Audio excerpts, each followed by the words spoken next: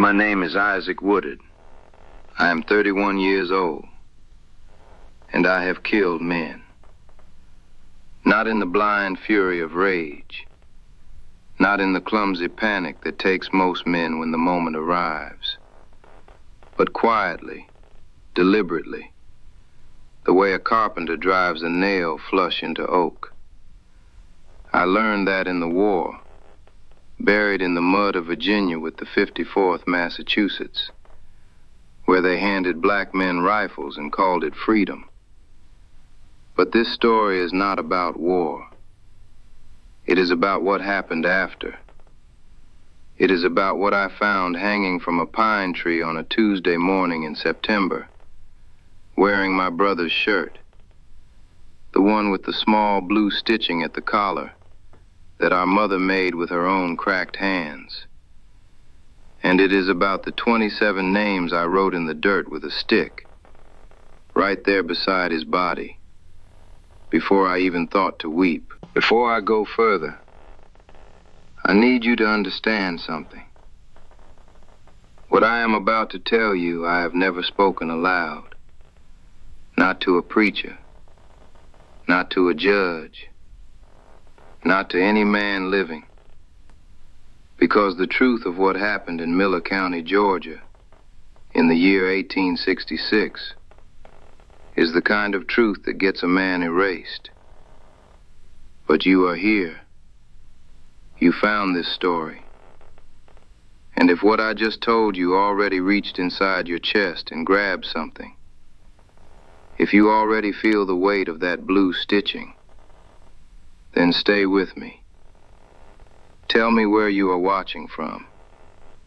Leave it right there in the comments. Your town, your state, your country. And if you believe that a man has the right to grieve without a rope around his neck, hit that like button. Your support keeps these stories alive. It puts food on the table of the family still carrying them.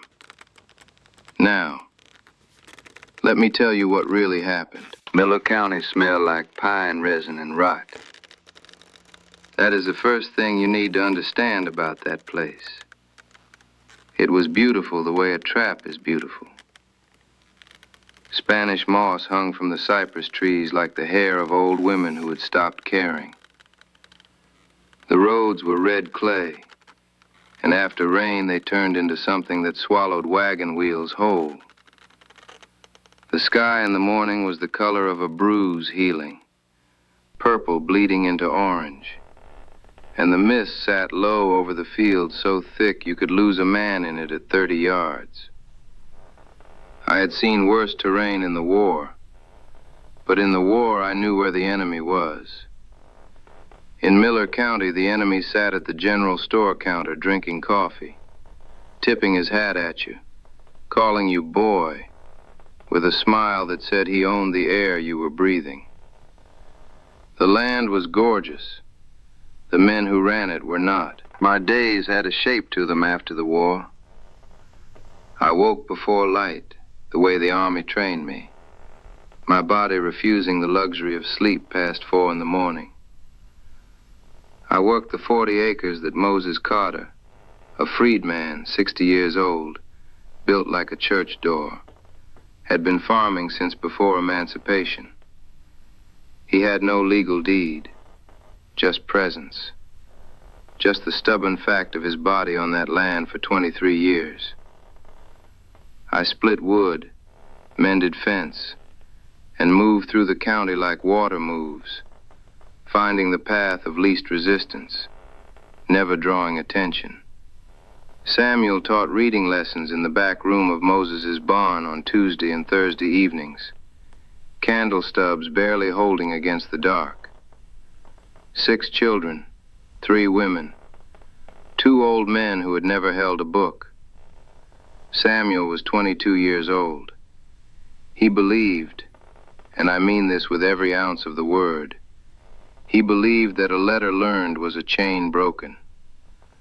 I thought he was too young to know how heavy those chains really were. The wound I carried was not new.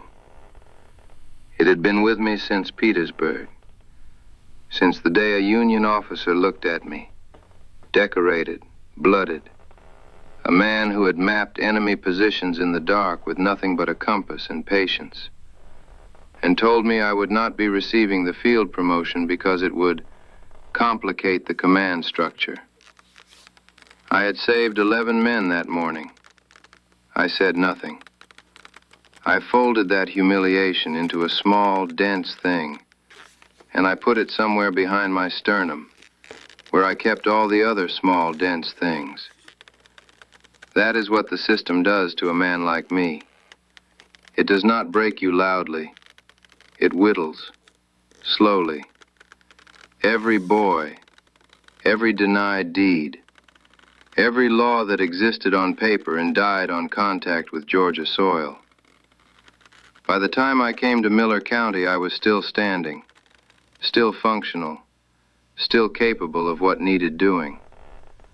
But the man I had been before the war, the one who believed the uniform meant something, that man had been whittled almost clean away. It was Moses who found him first.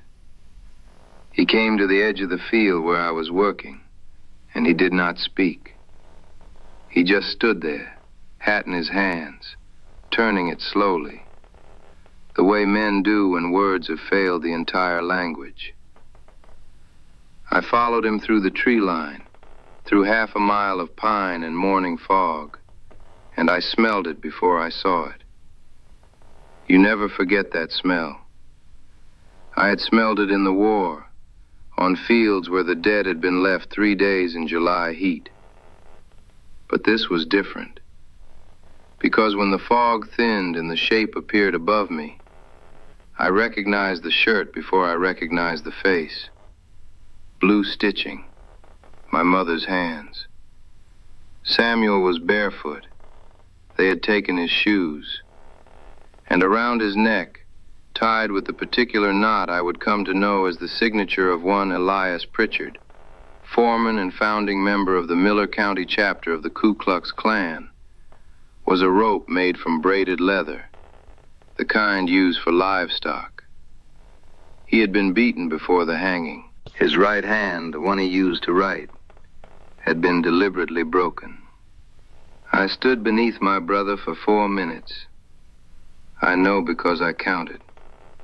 Not out of ceremony, out of training. A scout counts when he cannot afford to feel. At the end of those 4 minutes, I had 2 options with absolute clarity. The first, I could walk to the county seat, report the murder to Sheriff Clayton Deere, and submit myself to the machinery of a law that had never once, in the history of Miller County, convicted a white man for the death of a black one.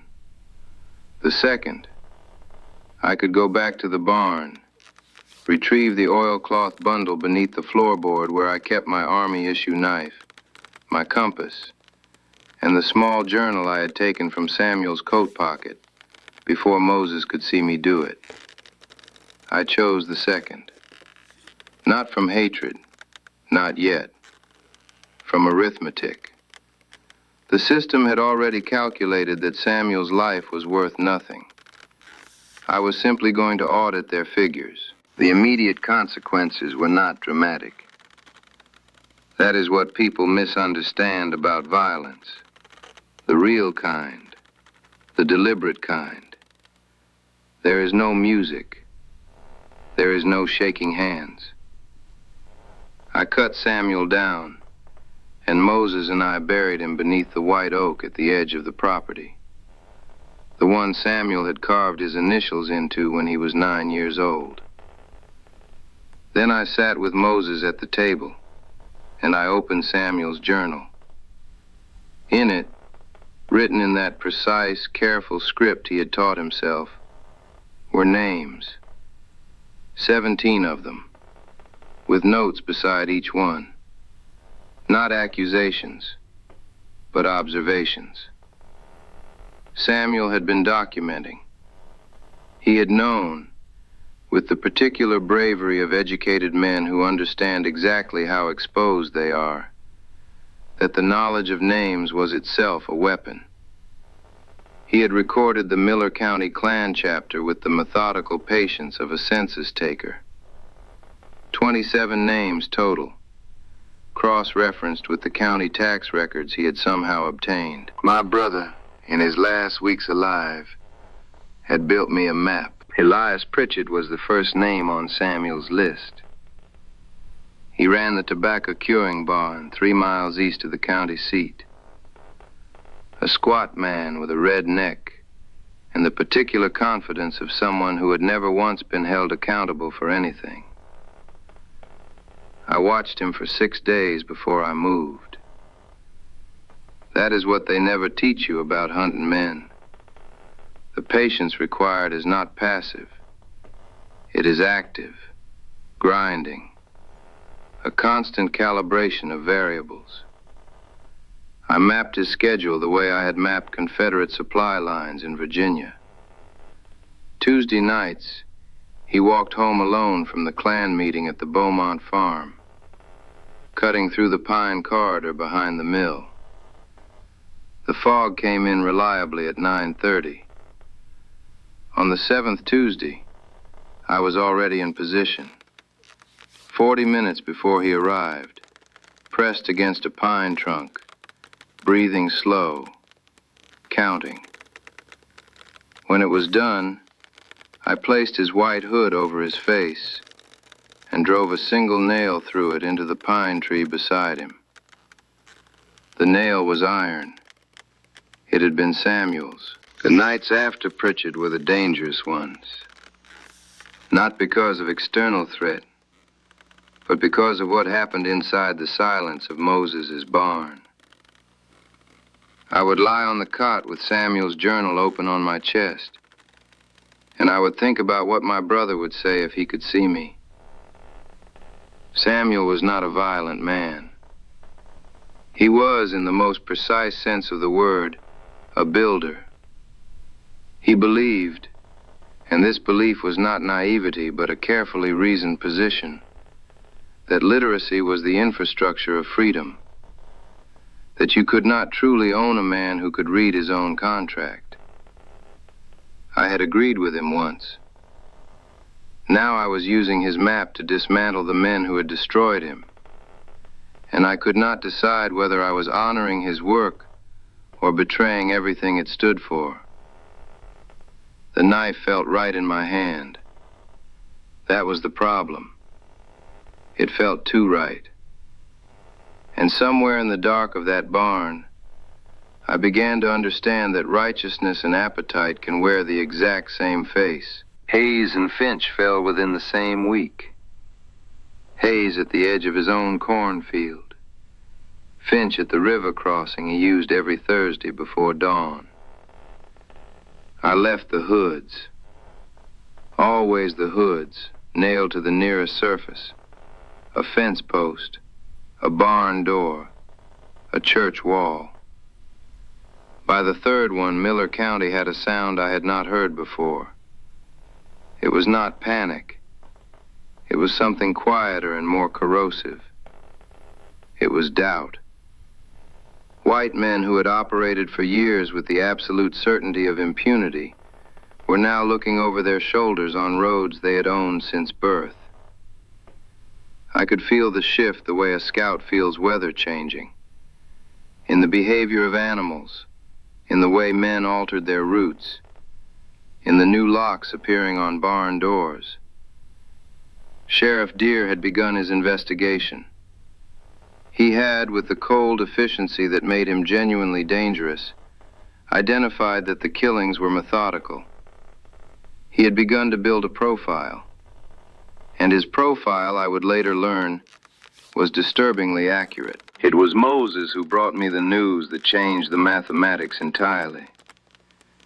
Deere had issued a warrant, not for the Klan murders, but for the theft of county tax records.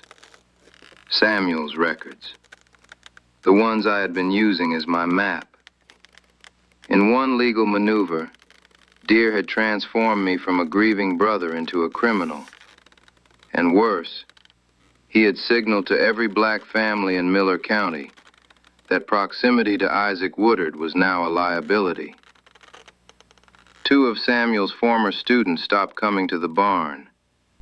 An old woman named Cora, who had been learning to write her own name for 3 weeks, sent her grandson to tell Moses she could no longer attend. I understood the mechanism immediately. It was the same one the Confederacy had used to isolate Union sympathizers in occupied territory. You do not defeat a man by confronting him. You drain the water around him until he is standing alone on dry ground, visible from every direction, with nowhere to move. The night before the tobacco barn, I sat alone outside in the cold Georgia dark, and I took Samuel's journal out for the last time. I had memorized every name, every note, every small observation my brother had written in his careful hand. The way Bullock always carried a flask of bourbon in his left breast pocket. The way the Beaumont farm had a dog that went silent when it knew its owner. The particular squeak of the 3rd floorboard in the Klan's meeting room. I had used all of it. And I was tired in a way that sleep could not reach. The bone-deep exhaustion of a man who has been carrying something too heavy for too long and has begun to forget what his hands felt like empty.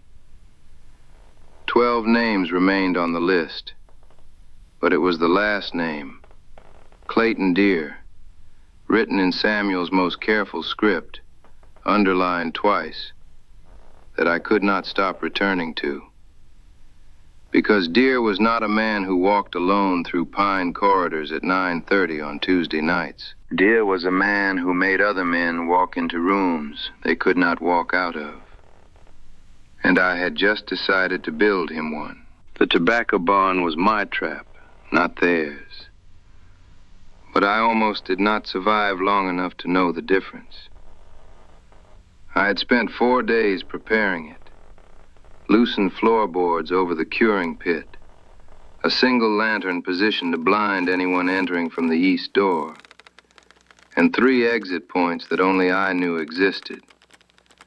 I had sent word, through a channel I will not name even now, that Isaac Woodard would be hiding in the Beaumont tobacco barn on Friday night with the stolen tax records. I expected 6 men. 11 came. What I did not expect was what I found on the body of Thomas Bullock after the smoke cleared and the noise stopped. A folded document in his left breast pocket, beside the bourbon flask exactly where Samuel had noted it. It was not a Klan roster. It was a court order, dated 3 weeks before Samuel's death, signed by Sheriff Clayton Deer, authorizing the suppression of seditious educational activity in Miller County.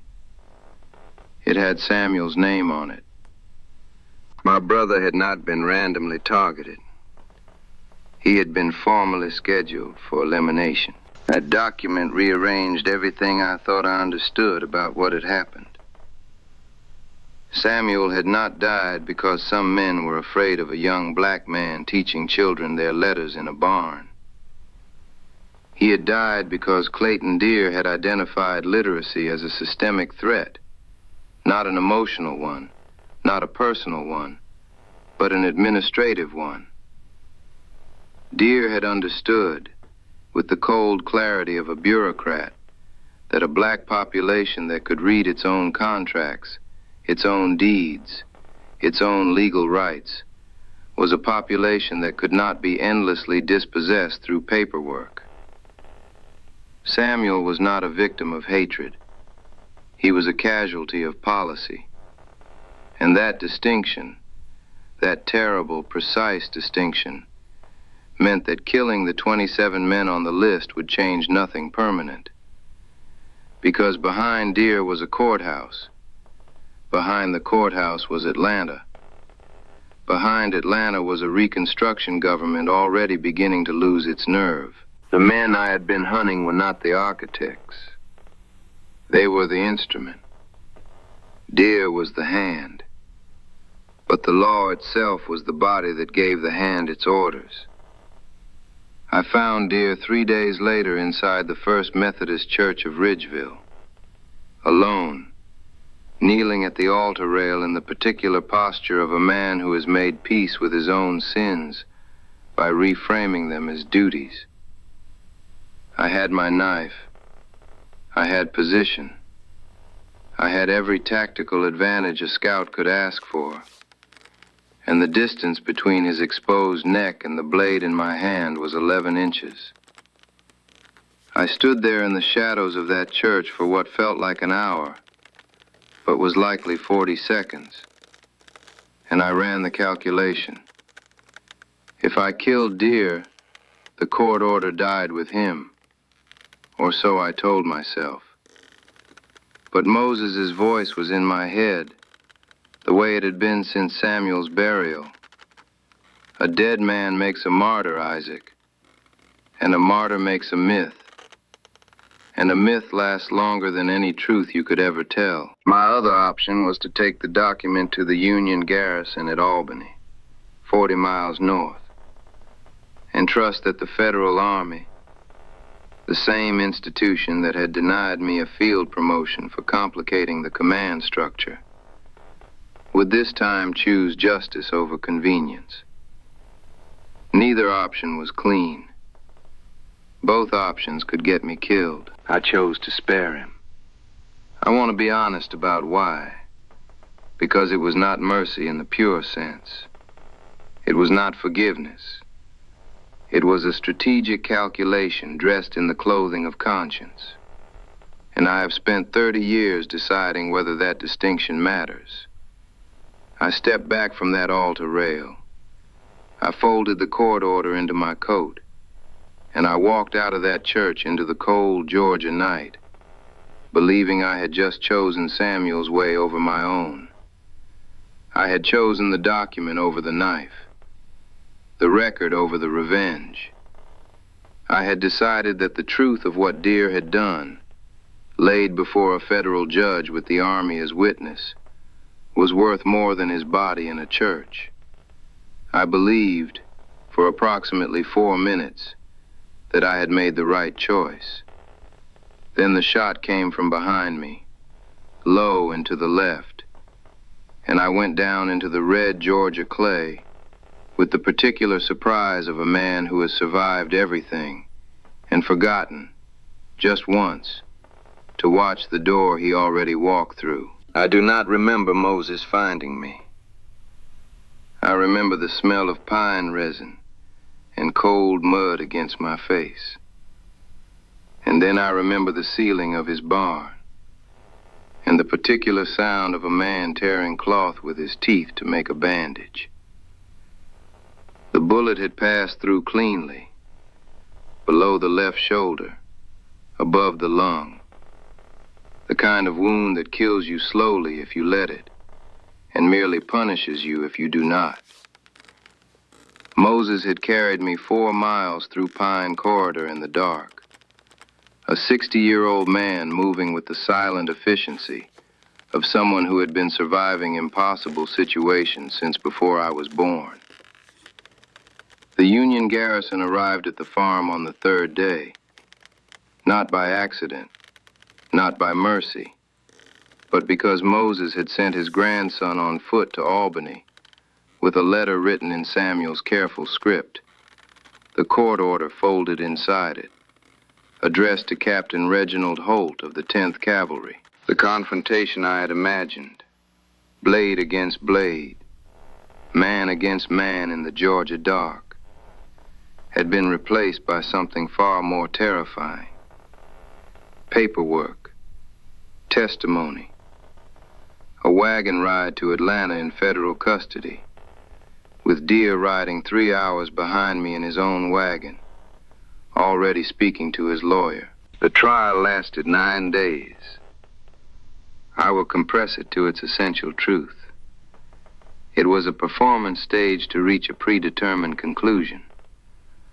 The court order, Samuel's death warrant, signed in Deer's own hand, was ruled inadmissible on the grounds that it had been obtained from the body of a man who had died under, and I am using the court's precise language here, unresolved circumstances.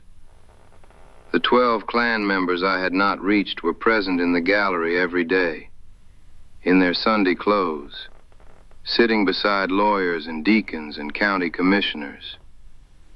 3 witnesses who had seen deer at the Beaumont farm on the night of Samuel's death recanted their statements between Tuesday and Wednesday of the second week, recanted with the specific, identical phrasing that told me their words had been written for them. On the 9th day, the jury, 12 white men from Fulton County, Georgia, deliberated for 40 minutes and returned a verdict of not guilty on all counts against Clayton Deer. The judge thanked them for their service. A man in the 3rd row of the gallery laughed, and I sat in that federal courtroom in the city of Atlanta in the year of our Lord 1866, and I finally understood what Samuel had known all along, that the system was not broken. It was working exactly as designed. I left Georgia on a Tuesday morning in November, the same day of the week they had taken Samuel. Moses drove me to the rail station in Albany in silence, and when I stepped down from the wagon, he gripped my forearm with both hands the way old men do when they know they will not see you again and want the goodbye to live in the body, not just the memory. I went to Chicago. I changed my name. I found a room above a laundry on the south side, and I did the only thing left that made sense. I opened Samuel's journal to the last blank page, and I began to write. Not the names of the dead, not the list. I began to write what I knew. Military tactics, land surveying, contract law, the particular grammar of documents that could not be ruled inadmissible because they had been learned, not stolen. I taught for 23 years. I never returned to Georgia, but the children I taught carried everything into the next century, and their children carried it further. And somewhere in that long chain of quiet, determined people, learning to read their own contracts and defend their own ground, Samuel's hand, the one they broke, kept writing. That is the only victory the system cannot legislate away. And if this story reached something inside you today, if you felt the weight of that blue stitching, then tell me where you are. Leave your city in the comments. Share this with someone who needs to hear it, because these stories survive only if we carry them together.